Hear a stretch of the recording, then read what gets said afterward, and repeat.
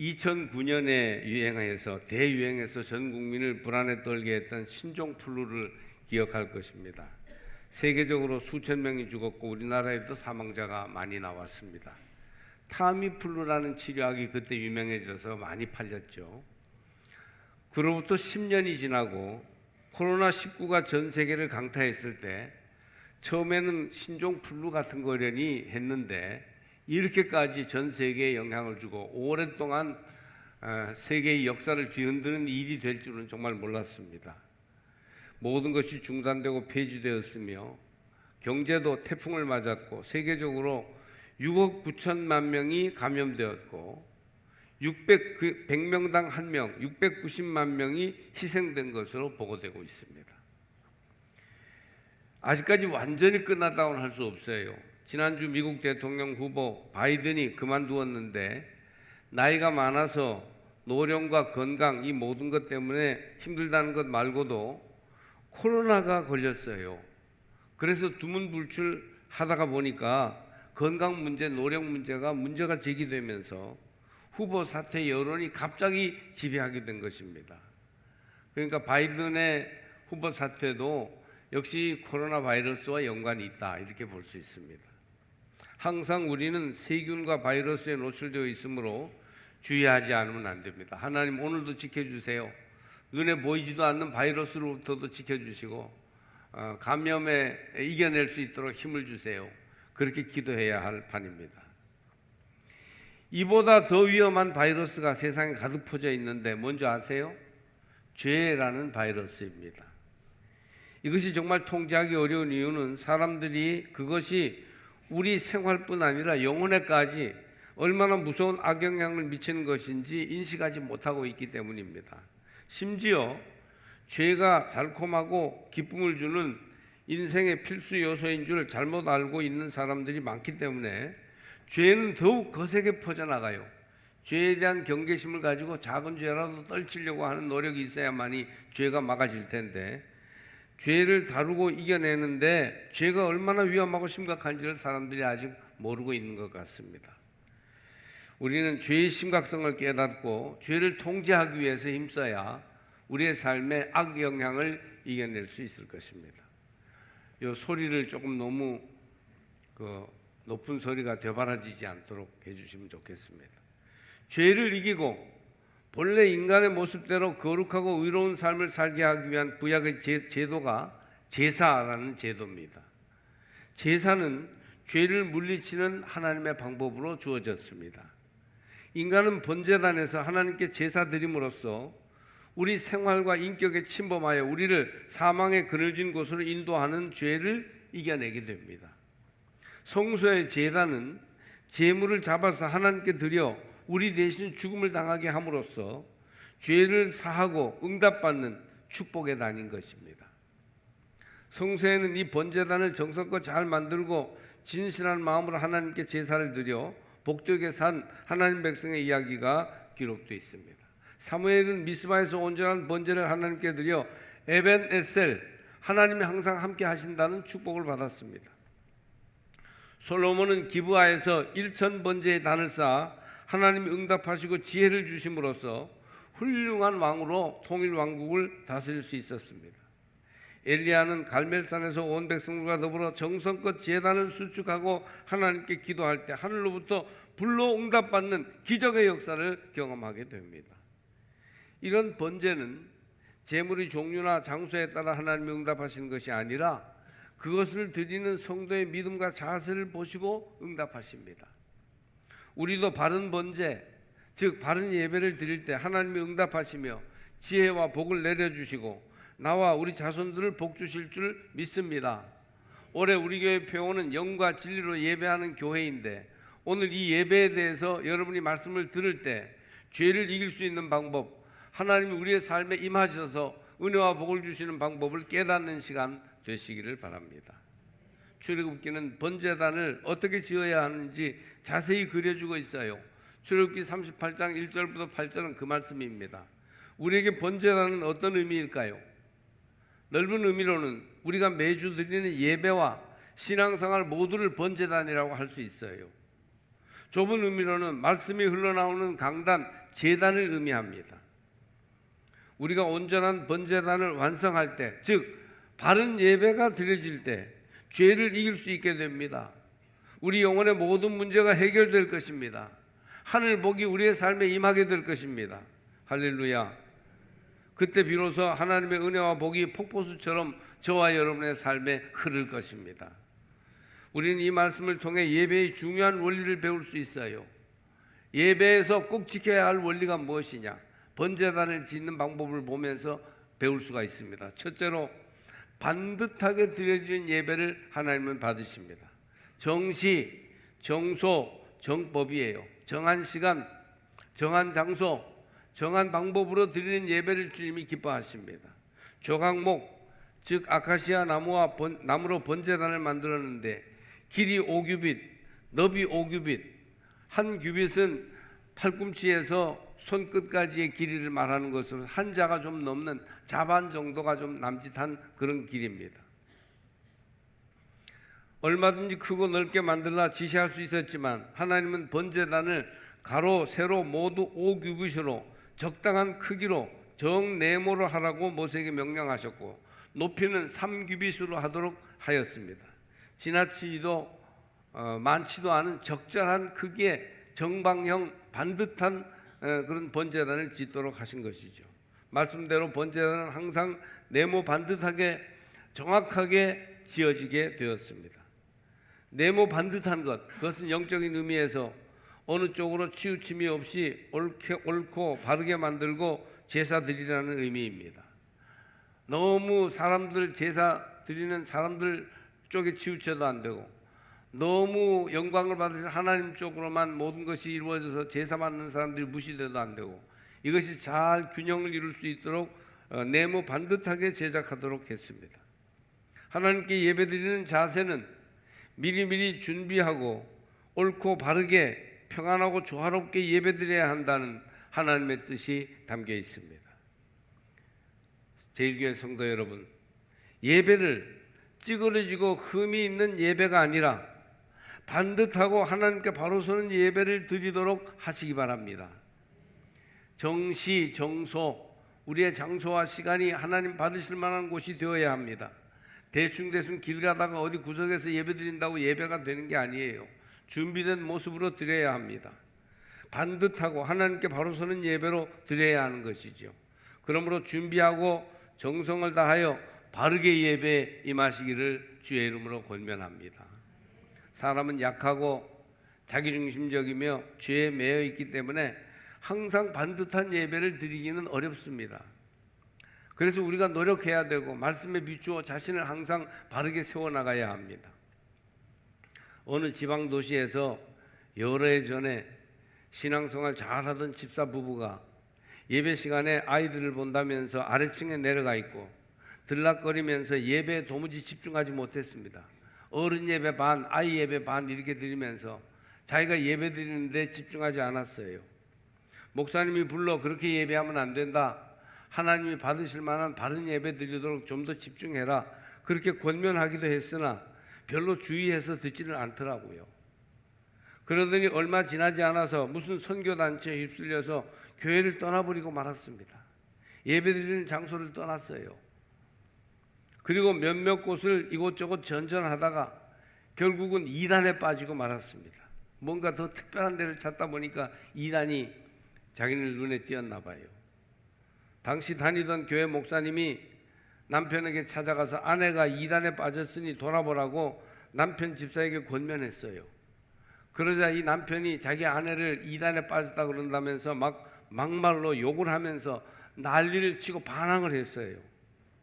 그런데 실제로 알아보니까 목사님 말이 맞는 거예요. 이단에 빠졌어요. 그러니까 그렇게 난리를 쳐놓고는 민망하니까 그 교회를 떠나버리고 말았습니다. 교회도 없고 예배 자리도 없는 영적으로 저주 아래 놓인 백성이 되고 말았어요. 영적으로 이렇게 파탄이 난 것은 다른 데 원인이 있지 않습니다. 예배를 반듯하게 준비된 모습으로 드리지 못한 데에서부터 문제가 생기고 잘못되기 시작한 겁니다. 바른 시간, 바른 장소에서 바른 방법으로 예배를 드려야 해요. 반듯하게 예배 드리시기 바랍니다. 여러분은 예배를 반듯하게 올려드리고 계십니까? 여러분의 예배를 한번 돌아보세요. 한 해의 가운데를 지나고 있습니다. 벌써 7달째를 지납니다. 덥다, 바쁘다, 다른 약속이 있다, 여러 가지 살필 사람이 많다, 그러면서 행여 예배 소홀함이 없기를 바랍니다. 이제 8월이 다음 주에 다가오는데 8월달 4주는 한 주도 소홀함이 없이 정성을 다하여 번제단을 쌓으시기를 주의 이름으로 권면합니다. 올해 앞으로 5개월 남았어요. 치우치거나 찌그러짐이 없는 반듯한 예배를 주님께 드리십시다. 시간적으로나 장소 면에서 하나님 앞에 온전한 예배 드리기를 힘써야 해요. 그래야 그 예배를 하나님이 받으시고 죄를 없이 하시며 우리의 삶을 성별하시고 축복하십니다. 주일 낮 예배는 계명에 저촉되는 예배예요. 그래서 여기는 하나님이 우리에게 명하신 절대 명령이 들어있는 예배입니다. 기분이나 사정에 따라 드리기도 하고 안 드리기도 하고 할 수가 없는 예배예요. 우리에게는 절대적으로 반듯하게 드려야 할 예배가 주일 낮 예배입니다. 정시에 가능한 한 본교회에서 예배 드리기를 하나님은 원하십니다. 물론 현대 생활 속에서 때로는 말이죠, 출타할 때가 아주 없을 수는 없어요. 휴가 때 같은데 출타하더라도 예배를 절대 놓치지 않도록 하세요. 휴가 가서도 반듯한 예배 드리도록 힘쓰시기를 바랍니다. 영감을 다하여 진실하고 정성스럽게 예배하세요. 근처 가장 가까운 곳 예배 장소를 찾아가서 그 시간은 구별되게 예배 드리시길 바라고, 정 안 되면 그 여행 일행 중에서 예배 드릴 수 있는 사람 몇 사람, 두세 사람이라도 모여서 하나님 앞에 따로 시간을 구별하여 예배 드림으로 하나님을 정성껏 예배하는 자리에서 결코 떠나지 마시기를 바랍니다. 가로 5규빗, 세로 5규빗, 높이 3규빗, 진실하고 정성스럽게 모자람이나 부족함이 없이 다 지키고 바르게 세워서 하나님을 기쁘시게 하는 성도들이 되시기 바랍니다. 그때 평안이 있고, 그때 응답이 있으며, 그때 복된 삶의 길이 열리게 될 것입니다. 바른 예배를 반듯하게 드림으로 미스바의 영적 축복과 에베네셀의 도우시는 은혜가 여러분 가운데 다 임하시기를 축복합니다.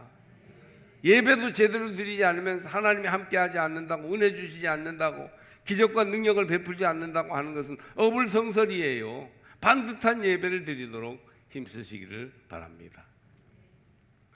두 번째로, 예배는 우리 몸을 산 제물로 드리는 피의 제사입니다. 네모 반듯한 번제단은 네 모퉁이 위에 뿔을 만들고 단은 노수로 쌌으며 단 상면과 전후 좌우면과 뿔을 정금으로 싸고 주위에 금태를 둘렀어요. 그러니까 불이 닿는 곳은 노수로 다 해서 불 기운을 막을 수 있도록 하고, 그리고 불이 닿지 않는 곳엔 정금으로 해서 그 권위와 아름다움이 돋보이도록 하였습니다. 또 거기에 제단의 모든 기구, 통과 부삽과 대야와 갈고리와 불 옮기는 그릇을 노수로 만들고, 놋구물을 만들며 채를 꿰를 고리 넷을 만들고 채를 만들어 달았어요. 이 모든 것을 금 아니면 노수로 만들고, 그리고 바탕은 반듯한 나무로 제작하였습니다. 번제단은 제물을 바칠 수 있도록 이제 제물을 깨끗하게 잘라서 올려놓고 거기에 불로 살라 하나님이 흠향하실 수 있도록 모든 면이 설계되어 있습니다. 제단에는 희생의 피가 흐릅니다. 피 흘림이 없이는 죄사함이 없어요. 우리 예배를 드리는데 나를 드리는 절대적인 자기 헌신, 피 흘림이 없이 어떻게 죄사함을 보장할 수 있겠다고 생각합니까? 염소와 송아지의 피로 하지 아니하고 오직 자기의 피로 영원한 속죄를 이루사 단번에 성소에 들어가셨느니라. 염소와 황소의 피와 및 암송아지의 죄를 부정한 자에게 뿌려 그 육체를 정결하게 하여 거룩하게 하거든. 하물며 영원하신 성령으로 말미암아 흠없는 자기를 하나님께 드린 그리스도의 피가 어찌 너희 양심을 죽은 행실에서 깨끗하게 하고 살아계신 하나님을 섬기게 하지 못하겠느냐. 반응법적으로 그리스도의 피만이 우리를 성결하게 하고 하나님 앞에 온전한 성도가 되게 한다는 말씀이에요. 피 흘림이 없이는 죄사함이 없어요. 자기 희생이 없이는 온전히 하나님 앞에 거룩한 자로 거듭날 수가 없는 것이에요. 구약의 제사에서 하나님께 짐승을 드리는 것은 나를 드리는 것입니다. 예수의 피가 이 제단에 뿌려질 때 죄를 사하는 보혈이 되는데, 그 속죄의 예배를 드릴 때 금보다도 귀한 예배가 되는 것이에요. 제물로 쓸 양이나 소를 예배자가 제사장에게 가져오면 제사장은 예배자의 손을 제물의 머리에 얹고 그리고 기도를 드립니다. 이것은 이 사람의 죄를 이 짐승에게 전가하여 하나님께 생명을 드리고 피 흘리는 희생을 드리오니 그 죄 사함을 허락하여 주시옵소서 하는 뜻이 있습니다. 그러니 이 예식을 잘 보면 자신의 죄를 제물에 전가하지만 알고 보면 자기를 대신하여 짐승이 죽는 거예요. 자기가 죽는 거예요, 옛사람이. 즉 구약의 제사는 짐승을 드림으로 죄 지은 나 자신을 하나님께 드린 것이에요. 자기를 드리는 이 헌신, 자기 희생이 빠져 있으면 참된 예배라고 할 수 없습니다. 내가 죽는 게 예배예요. 내 안에 예수께 사는 게 예배입니다. 이 예배의 기본 원리를 이해하시기를 축복합니다.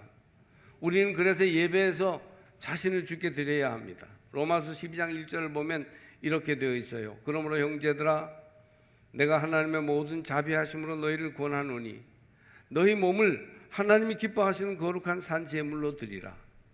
이는 너희가 드릴 영적 예배니라. 할렐루야.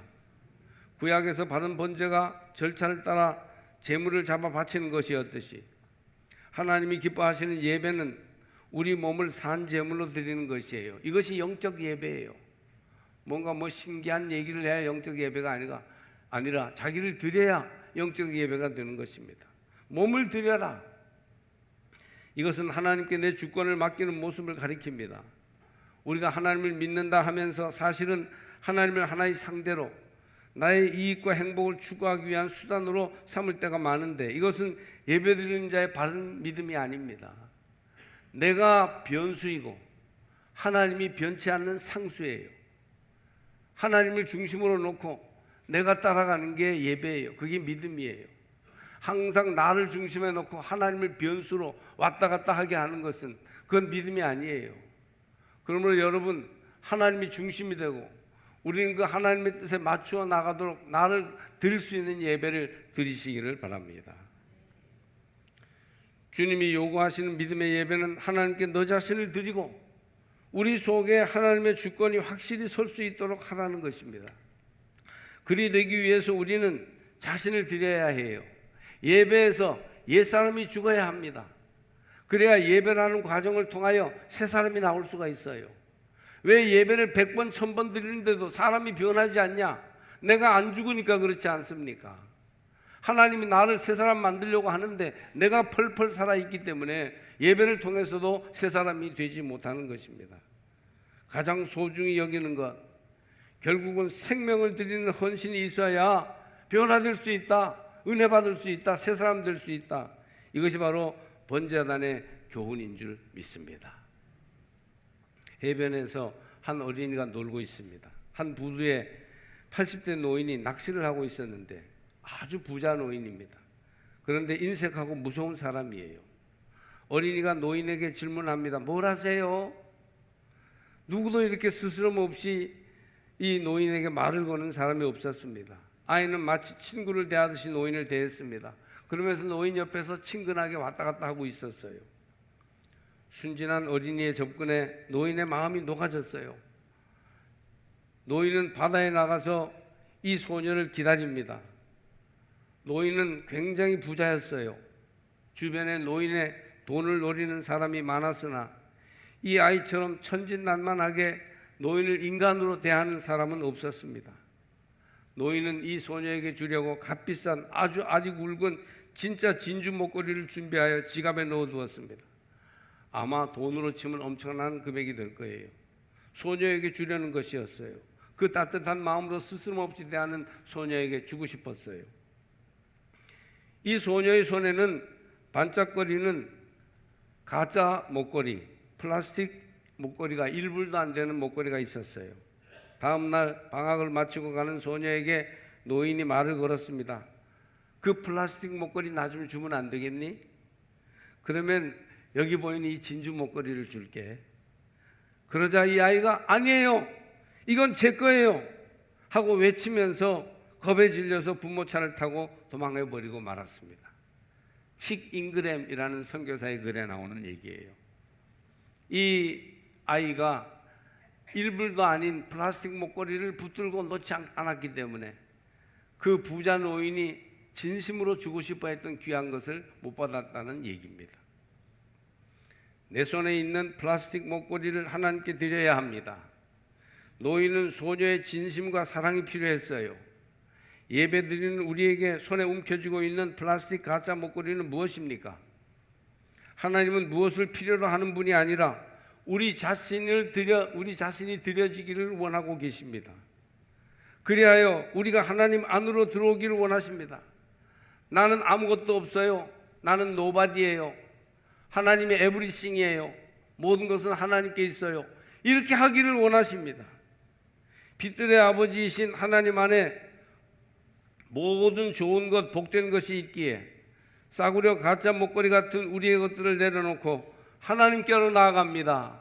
그런 예배의 자세를 주님은 원하고 계십니다. 자존심, 육체의 편함과 기쁨, 우리가 생각하는 여러 가지 선입견들, 이런 것들을 우리가 붙들고 있는 동안 예배를 받으시는 주님 앞으로 우리가 바로 나가지 못하게 됩니다. 우리가 우리 몸을 드리면 하나님께서 모든 것보다 더 좋은 것, 영원한 것으로 우리에게 주십니다. 이게 예배예요. 여러분 예배를 통해서 뭘 받으십니까? 자신을 드림으로 변화된 자아를 선물로 받으시기를 바랍니다. 예배는 또한 자신을 성찰하는 자리입니다. 번제단에 속하는 여러 기구들 중에서 번제단 옆에 노수로 물두멍을 만들어 두었는데 이 큰 물두멍은 회막문에서 수종드는 여인들의 거울로 만들었다. 그렇게 8절에 되어 있습니다. 제물을 씻고 제단을 깨끗하고 아름답게 관리하기 위해서는 물이 담긴 물두멍이 필요했어요. 수도나 개수시설이 따로 없으니 큰 물그릇이 당연히 필요했습니다. 그런데 그 물두멍과 받침을 수종두는 여인들의 거울로 만들었다는 것입니다. 네모 반듯한 번제단을 만들고 모든 번제를 드릴 수 있는 기구를 만든 후에 그 옆에 큰 물두멍을 두어서 깨끗하게 정결하게 그 제단이 유지될 수 있도록 하였는데 이 물두멍을 여인들의 거울로 만들었다는 것은 무슨 뜻이 깃들어 있을까요? 하나님께 예배하는 자들은 언제나 자신을 바라보고 돌아보아 자신의 흠과 티를 깨닫고 깨끗하게 할 때 온전한 번제단을 이룰 수 있다는 것입니다. 번제단, 즉 예배드리는 때와 곳은 항상 자기를 돌아보는 시간과 장소가 되어야 합니다. 내가 누구냐? 나는 어디에 있느냐? 나는 바르게 가고 있는가? 교회에 나와서 기도할 때 이것을 돌아보시기 바랍니다. 여러분 기도할 때 무엇을 생각하고 있습니까? 아이고 하나님 우리 남편 속속 있는데 정신 차리게 해주세요. 우리 아이들 정말 말 안 듣는데 세상에서 제일 말 안 듣는 것 같아요. 말 좀 잘 듣게 해주세요. 하나님 복 받게 해주세요. 병 낫게 해주세요. 잘 되게 해주세요. 혹시 이런 기도만 드리고 계시지 않습니까? 자신을 성찰해야지. 자기를 돌아볼 줄 알아야지. 그것이 참 기도지요. 그것이 예배의 우리의 자세지요. 제단 앞에 나와 하나님 앞에 조용히 무릎 꿇고 하나님을 바라보고 또 바라보면 그 하나님 안에서 자신이 보이게 되는 것입니다. 예배는 자기를 돌아보는 자리예요. 자기 성찰이 없으면 참 예배라고 할 수 없는 것입니다. 남만 얘기하고 뭔가를 받을 것만 자꾸 기대한다면 그건 예배자의 자세가 아닙니다. 회막문에 수종드는 여인들의 거울을 수백 개를 모아서 그걸 녹여서 물두멍을 만들어 제단을 깨끗하게 씻을 때마다 주여 나를 돌아봅니다. 나를 비추어 봅니다. 그렇게 하라는 것입니다. 성도들은 찬송 부를 때 가사와 곡조에서 나를 돌아보아야 합니다. 기도할 때 자기를 발견할 수 있어야 합니다. 말씀 속에서 자신의 부족함과 자신에게 주시는 하나님의 약속을 발견해야 하고 예물을 드릴 때 믿음으로 나 자신을 드리는지 다른 이들과 화목한지를 돌아보아야 합니다. 자기를 성찰하는 예배가 되시기를 주의 이름으로 권면합니다. 몇 주 전에 안과에 가서 눈을 정밀 검사하고 제가 안경을 새로 맞췄어요. 사람의 눈은 남은 잘 보는데 자기 자신을 잘 보지 못합니다. 자신의 육적인 모습도 잘 못 보는데 하물며 영적인 상태는 정말 잘 보이지 않습니다. 목회자로서 설교 시간에 권사님들, 집사님들께 권면하는데 제발 자기를 돌아보시기를 바랍니다. 수십 년을 교회 생활하면서도 자기를 너무 잘 모르셔요. 수십 년을 예배드리면서도 말씀의 거울로 자기를 비춰보지 못한다면 이것처럼 비극이 어디 있겠습니까? 하나님은 예배를 통해서 자기를 성찰하라고 그 수종드는 여인들의 거울로 물두멍을 만들어 자기를 돌아봐 비춰봐 그렇게 말씀하시는데 우리가 예배를 드리고 또 드려도 자기를 맑게 돌아보지 못한다면 그 예배가 무슨 의미가 있겠어요? 제발 말씀의 거울을 모아 자신을 맑게 돌아보시기를 바랍니다. 예배와 말씀을 영의 거울로 삼아 자신을 바라보고 바르게 해야 하는 것입니다. 지금 경기도에서 목회하시는 선배 목사님의 교회에서 있었던 일입니다. 부흥회에서 낮 집회에 강사님으로부터 예배에 대해 듣던 집사 한 분이 그 말씀을 통해 큰 찔림을 받고 자기를 돌아보게 되었습니다. 자기 성찰이 이루어진 거죠. 하나님 앞에 바른 예배자가 되면 하나님이 자신의 삶을 축복하시며 책임지시리라는 말씀이 있었습니다. 자기 아들이 백혈병에 걸렸는데 가난하여 입원도 못 시키고 죽기만 기다리고 있는 형편이었습니다. 골수기증을 받아야 하는데 꿈도 못 꾸고 있었어요. 그걸 할 수 있는 돈도 없고 그럴 사람도 없는 것이죠. 자기 영적 상태도 평안이 없고 기쁨이 없는 상태였어요. 그런데 말씀을 듣는 중에 자기를 보고 하나님 앞에 온전한 제단을 쌓지 못하였음을 발견한 것입니다. 번제단 앞에 물두멍을 도와두고 자신을 돌아보게 하시는 하나님의 오묘한 섭리가 귀하지 않습니까? 자신을 돌아볼 때 은혜의 길이 열리고 회복의 길이 열리는 것이에요. 그분은 회개하는 뜻으로 신앙과 삶의 문제를 하나님 앞에 청산하고 온전한 예배 드리기를 작정합니다. 예배를 반듯하게 드리고 시간과 정성을 바쳐 온전한 번제단을 쌓았습니다. 특히 하나님과 자신과의 관계 여러 가지를 다 하나님 앞에 철저히 회개하고 바로 세웠습니다. 그러자 영적으로 회복되기 시작합니다. 예배 때마다 은혜가 충만하고 기도가 영감으로 가득 찼습니다. 말씀이 들리기 시작했어요. 그로부터 얼마 지나지 않아서 기적적으로 골수기증을 무료 기증자로부터 받게 되어 아들이 건강을 되찾아 학교에 잘 다닐 수 있게 되었습니다. 그야말로 기적이 일어난 것이에요. 말씀을 듣고 자신을 바라보는 사람, 그리고 예배를 통하여 하나님 앞에 말씀대로 살아가기를 결단하는 사람에게는 이런 놀라운 축복과 영적인 평안이 기다리고 있습니다. 할렐루야. 호한 마마보다 무섭고 코로나 바이러스보다 끔찍한 죄악의 무서운 병균이 지금 우리와 우리 친구들을 휩쓸어가고 있습니다. 어쩌면 우리 삶에도 이 죄가 너무 창궐하여 회복될 수 없을 정도로 우리 자아가 병든 건지도 모르겠어요. 여러분, 이렇게 흐릿하게 적당히 애매하게 예배드릴 때가 아닙니다. 은혜 없고 복받지 못하는 것을 누구에게 핑계하겠습니까? 예배의 중요한 원리를 기억하시기를 주의 이름으로 권면합니다. 주님은 우리가 하나님 앞에 온전한 번제단을 이루어 죄악의 권세에 대항하여 이기기를 원하고 계십니다. 바로 이 예배가 번제드리는 거룩한 장소이니 반듯하게 준비하여 예배드리시기를 바랍니다. 자기 몸을 주께 드림으로 희생의 예배를 완성해 가시기를 주의 이름으로 축복합니다. 자신을 말씀에 비추어 보고 돌아보는 예배를 드림으로 자기를 바로잡는 성도의 삶을 살아가시기를 바랍니다. 출애굽기가 보여주는 예배의 중요한 원리, 번제단을 지을 때의 원리, 반듯한 예배, 자신을 드리는 피의 제사, 자기 성찰, 이 세 가지 원리를 따라 예배 드릴 때 여러분 모두에게 죄악이 멀리 물러가고 하늘복과 하나님의 은혜가 강같이 흐르게 될 것입니다.